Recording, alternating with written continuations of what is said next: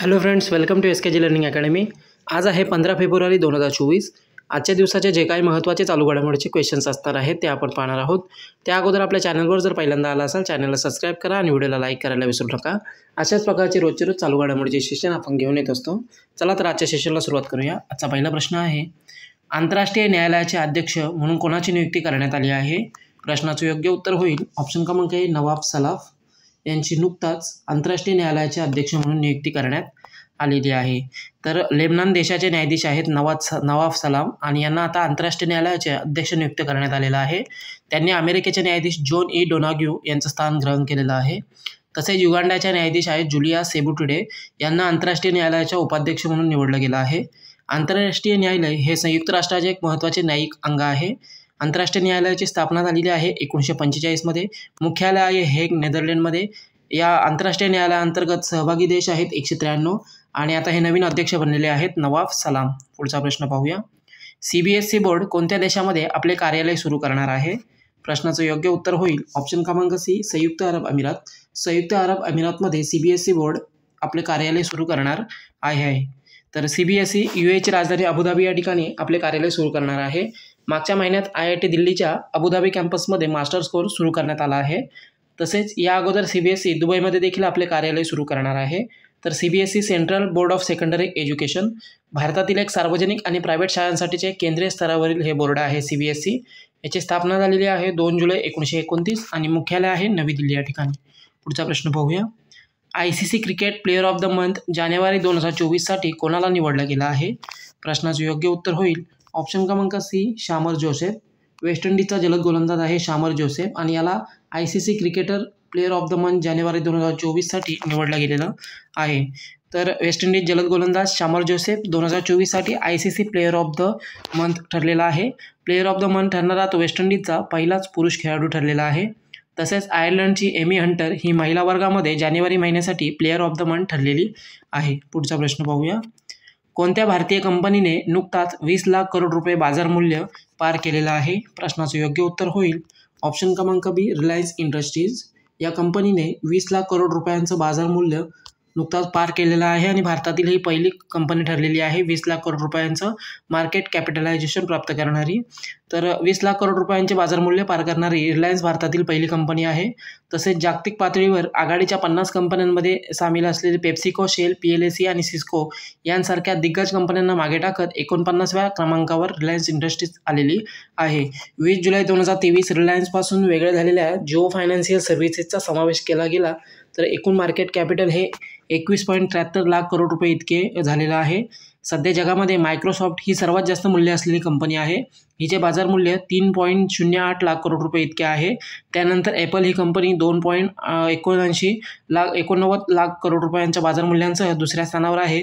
तर तिसऱ्या क्रमांकावर सौदी अरामकोचा क्रमांक लागतो। सौदी अरामकोचं एकूण मार्केट कॅपिटलायझेशन 2.04 लाख करोड रुपये इतकं आहे। पुढचा प्रश्न पाहूया, ग्रो रिपोर्ट आणि पोर्टलचे अनावरण कोणी केलं आहे? प्रश्नाचं योग्य उत्तर होईल ऑप्शन क्रमांक बी, नीती आयोग। नीती आयोगाने नुकताच ग्रो रिपोर्ट आणि पोर्टलचं अनावरण हे केलेलं आहे। तर नीती आयोगाने केलेलं आहे। नीती आयोगाने कृषी वानिकीसोबत ओसाड जमिनींना पुन्हा पीकक्षेत्राखाली आणण्यासाठी आणि त्या जमिनींचा जीर्णोद्धार करण्याच्या उद्देशाने ग्रो रिपोर्ट आणि पोर्टलचे उद्घाटन हे केलेलं आहे। या मोहिमेअंतर्गत 2030 पर्यंत 26 मिलियन हेक्टर ओसाड जमिनी बहाल केल्या जाणार आहेत। तर NITI Aayog national institution for transforming India याचा फुल फॉर्म होतो। स्थापना झालेली आहे 1 जानेवारी 2015। मुख्यालय आहे नवी दिल्ली या ठिकाणी। अध्यक्ष आहेत नरेंद्र मोदी, उपाध्यक्ष आहेत सुमन बेरी आणि मुख्य कार्यकारी अधिकारी आहेत BVR सुब्रमण्यम। तर नीती आयोगाचे जे अध्यक्ष असतात हे देशाचे पंतप्रधान नीती आयोगाचे अध्यक्ष असतात। पुढचा प्रश्न पाहूया, जगातील पहिली एअर टॅक्सी सेवा कोणत्या ठिकाणी सुरू केली जाणार आहे? प्रश्नाचं योग्य उत्तर होईल ऑप्शन क्रमांक सी, दुबई। दुबई या ठिकाणी जगातील पहिली एअर टॅक्सी सेवा सुरू केली जाणार आहे। तर वर्ल्ड गव्हर्नमेंट समिट जे पार पडलेले आहे 2024 दुबईमध्ये, तर जगातील पहिली एअर टॅक्सी सेवा सुरू करण्यासाठी या ठिकाणी करारावर स्वाक्षऱ्या करण्यात आलेल्या आहेत। 4 बॅटरी पॅकद्वारे ही टॅक्सी संचालित केली जाणार आहे। ही टॅक्सी अधिकतम 161 किलोमीटर अंतरापर्यंत धावणार आहे। तसेच या टॅक्सीचा वेग जो आहे 321 किलोमीटर प्रति तास इतका असणार आहे। हेलिकॉप्टरच्या तुलनेमध्ये या टॅक्सीमुळे ध्वनी प्रदूषण देखील कमी होणार आहे। पुढचा प्रश्न पाहूया, AFC आशिया कप 2023चा किताब कोणी जिंकला आहे?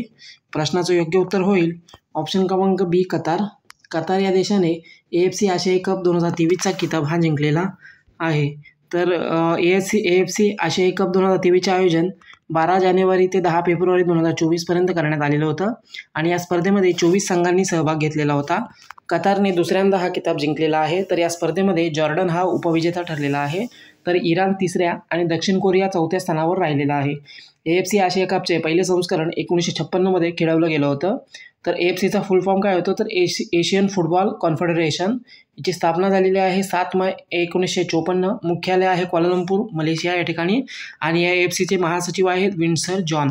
पुढचा प्रश्न पाहूया. नुकताच कोणत्या देशामध्ये आणीबाणीची घोषणा केली गेली आहे? प्रश्नाचं योग्य उत्तर होईल ऑप्शन क्रमांक C त्रिनिदाद अँड टोबॅगो. या देशामध्ये नुकताच आणीबाणीची घोषणा ही केली गेलेली आहे. तर त्रिनिदाद आणि टोबॅगो सरकारने तेलाने भरलेले एक जहाज दुर्घटनाग्रस्त झाल्याने आणीबाणीची घोषणा ही केलेली आहे. या जहाज दुर्घटनेमध्ये 15 किलोमीटर परिसरामध्ये तेल पसरलेलं आहे. त्रिनिदाद आणि टोबॅगो हा एक कॅरेबियन देश आहे. या देशाची राजधानी आहे पोर्ट ऑफ स्पेन. चलन आहे त्रिनिदाद अँड टोबॅगो आणि इथलं जे चलन आहे त्रिनिदाद अँड टोबॅगो डॉलर आणि पंतप्रधान आहेत कीथ रोवले. पुढचा प्रश्न पाहूया. कोणत्या देशाच्या न्यायालयाने पूर्वी फाशीची शिक्षा सुनावलेल्या 8 माजी भारतीय नौदल कर्मचाऱ्यांची सुटका केलेली आहे? प्रश्नाचं योग्य उत्तर होईल ऑप्शन क्रमांक C कतार.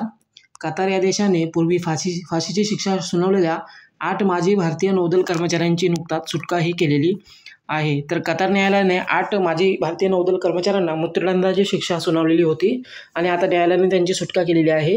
हे कर्मचारी ग्लोबल कंपनीसाठी काम करत होते. त्यांच्यावर पाणबुडीमार्फत हेरगिरी केल्याचा आरोप होता.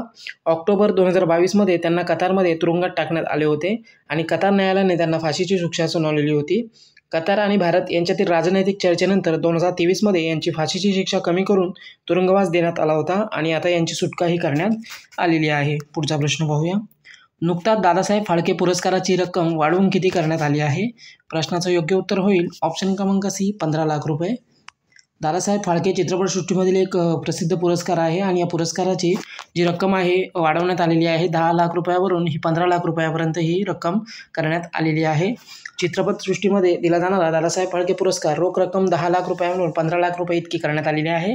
विविध श्रेणीतील सुवर्णकमळ पुरस्कारांची रक्कम 3 लाख रुपये आणि रौप्य कमळ विजेत्यांसाठी 2 लाख रुपये करण्यात आलेली आहे. भारतीय चित्रपटसृष्टीतील दादासाहेब फाळके हा सर्वोच्च सन्मान आहे आणि दरवर्षी हा पुरस्कार दिला जातो. सन 1969 पासून दादासाहेब फाळके यांच्या जन्मशताब्दी वर्षापासून हा पुरस्कार दिला जात आहे. पुढचा प्रश्न पाहूया. IPL 2024साठी चेन्नई सुपर किंग्सने कोणाला ब्रँड अँबॅसेडर बनवलेला आहे? प्रश्नाचं योग्य उत्तर होईल ऑप्शन क्रमांक C कतरिना कैफ. सिने अभिनेत्री कतरिना कैफ हिला IPL 2024साठी चेन्नई सुपर किंग्स संघाने ब्रँड अँबॅसेडर बनवलेला आहे. तर चेन्नई सुपर किंग्सने इंडियन प्रीमियर लीग 2024च्या सत्रासाठी अभिनेत्री कतरिना कैफ हिला ब्रँड अँबॅसेडर नियुक्त केलेला आहे. कतरिना कैफची ब्रँड अँबॅसेडर म्हणून घोषणा ही CSKच्या इथिहाड एअरवेजच्या नव्याने झालेल्या प्रायोजकत्व कराराच्या आधारावर करण्यात आलेली आहे. पुढचा प्रश्न पाहूया.